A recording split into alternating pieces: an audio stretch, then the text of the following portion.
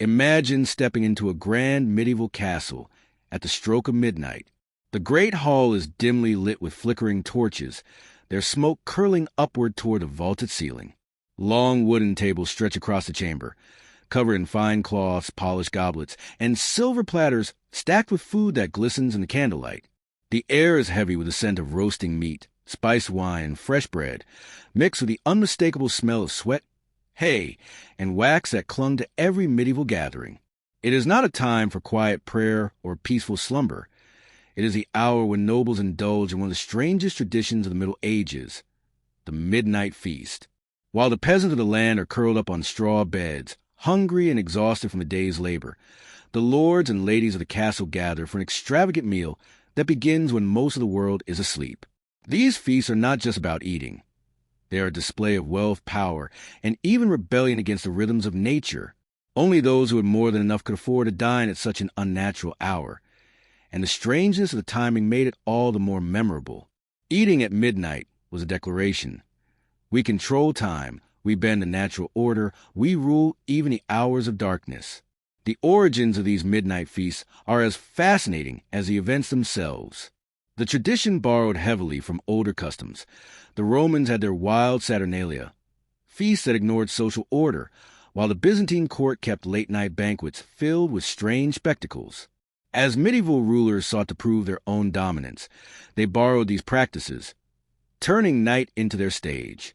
Some claimed that midnight feasts carried mystical significance, as the boundary between day and night was seen as a moment when spirits roamed freely. To dine during this hour was to embrace both danger and luxury, to flaunt wealth while daring the superstitions of the time. The food was the heart of the spectacle. Ordinary people, if they were lucky, dined on porridge, dark bread, and a little cheese or onion. But on the midnight table of a nobleman, the dishes were almost surreal. Whole roasted peacocks were carried in with feathers carefully stitched back into their skin, their iridescent tails fanned out as though the birds were alive once more. Swans were served with their necks arched and coated in gold leaf, symbols of elegance and wealth. Platters of venison, boar, and rabbit lay beside delicate pies filled with quail or pigeon, each dish more elaborate than the last. But extravagance didn't stop at meat. Exotic fruits from far-off lands dazzled the eye. Figs from the Mediterranean, dates from North Africa, and oranges carried over dangerous trade routes. They were not just food, but trophies, proof that the host had connections stretching across the known world. Sweetmeats shaped into castles or animals, sugar sculptures dyed in vibrant colors, and marzipan molded into crowns decorated the table like edible art. Sugar itself was so rare and costly that to offer it freely was to flaunt untouchable wealth. The most peculiar dishes, however, were those crafted to amuse or shock the guests. A pie might be cut open only for live birds to flutter out, filling the hall with wings and laughter. A fish might be disguised to look like a rabbit, or bread dyed blue or green for sheer novelty. These illusion foods delighted the crowd, and the stranger the dish, the greater the glory of the host. Every meal was part performance, part game of status. Of course, what is a feast without drink? At midnight, the barrels of ale, mead, and wine were open wide. Nobles sipped from goblets of silver or even gold, while servers rushed to keep the flow of liquor constant. But these drinks were not plain. They were infused with cinnamon, cloves, nutmeg, ginger, and even pepper. Spices so expensive that each sip was worth a peasant's wage. Drinking games filled the hours. Contests to drain horns of ale in one breath, to pass cups around without spilling, toasting loyalties to lords and kings. But with every game came chaos. The more the guests drank, the looser their tongues became. Arguments erupted into shouts, shouts into blows, and sometimes even into duels fought under torchlight. Music kept the feast alive. Minstrels strummed their lutes and fiddles, filling the night with songs of romance, valor, and war. Troubadours recited poems that mingled love and scandal, while jesters entertained with juggling, riddles, or cruel jokes at the expense of the weak. Sometimes dwarfs were brought out to perform tricks, treated as curiosities for the amusement of the rich. Fire breathers and animal tamers added even more spectacle, turning the hall into something closer to a circus than a dining room. In some of the more daring feasts, mock religious plays were staged, lampooning sermons and rituals in ways that would have horrified the church. At midnight, boundaries loosened, and laughter often came for mockery. Yet behind the glitter of food and music lay a sharper purpose. These feasts were political arenas disguised as entertainment. Who sat closest to the Lord's seat spoke volumes about status. Alliances were sealed with shared toasts, marriages arranged over roasted boar, and whispers of rebellion traded between bites of venison. Midnight offered secrecy. In the shadows of candlelight, nobles could bargain, gossip, and plot, while music drowned their words. A feast could be remembered not for its dishes, but for the deals struck at its table. The danger, however, was always near. Feasts that stretched too late into the night often ended in scandal. Nobles, drunk beyond reason, collapsed into piles of food or staggered out to vomit in the courtyards. Servants gossiped about secret lovers slipping away into dark chambers, while others swore they saw forbidden romances spark in the glow of candlelight. Sometimes drunken quarrels led to fights so violent that swords were drawn right there in the hall. Blood could spill on the same table that only moments earlier had displayed golden swans and sugared almonds. The church, of course, condemned these late-night revelries. Midnight was considered a dangerous hour, a time when devils prowled and witches cast their spells. Priests warned that the feast at such times invited curses and demons. And yet the more the church disapproved, the more certain nobles indulged, delighting in the sense that their banquets were both luxurious and defiant. For some, eating at midnight was not only about food, but about thumbing their noses at authority, whether that authority was hunger, time, or the church itself. Stories of these feasts spread quickly. Troubadours sang of them in villages.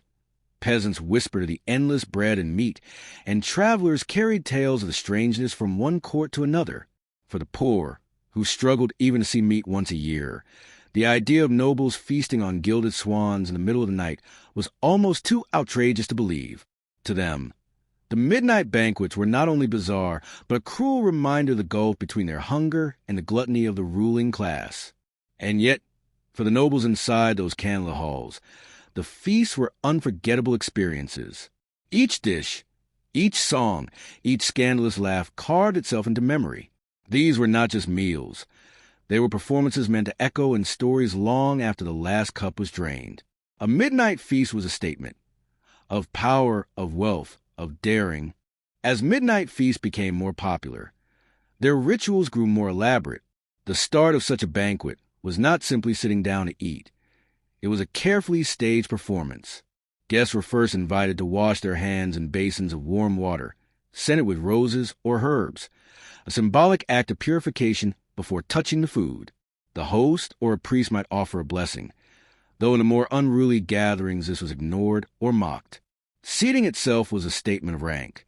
The lord or king presided from the central place, elevated above all others, with the highest-ranking nobles closest to him, and those of lesser importance pushed farther down the long tables. Servants stood at attention along the walls, ready to refill cups or carry dishes, but their presence also reminded everyone of the stark divide between those who feasted and those who served. Toasts often marked the opening moments, raised to honor the king, the saints, or the prosperity of the household.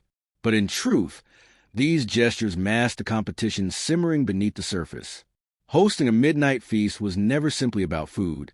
It was about surpassing rivals. Every noble wanted to outshine the others, to host a banquet that would be remembered for decades. This drive for luxury pushed the boundaries of what was possible. Some halls were decorated to resemble entire forests, with real trees dragged inside so guests could dine as if in an enchanted woodland. In winter, blocks of ice were carved into glittering sculptures that caught the torchlight. On rare occasions, mechanical marvels were displayed, wooden animals that moved or fountains that poured wine instead of water. The goal was not merely to feed guests, but to overwhelm them with a sense of wonder. The dishes themselves became weapons in this contest of glory. Hosts searched for stranger, rarer, or more dramatic foods. They dyed meats with bright colors, roasted oxen whole, or served stews so thick with spice that they burned the tongue. A wealthy host might even bankrupt himself to afford shipments of exotic ingredients. Pepper from India, saffron from Spain, cinnamon from the East.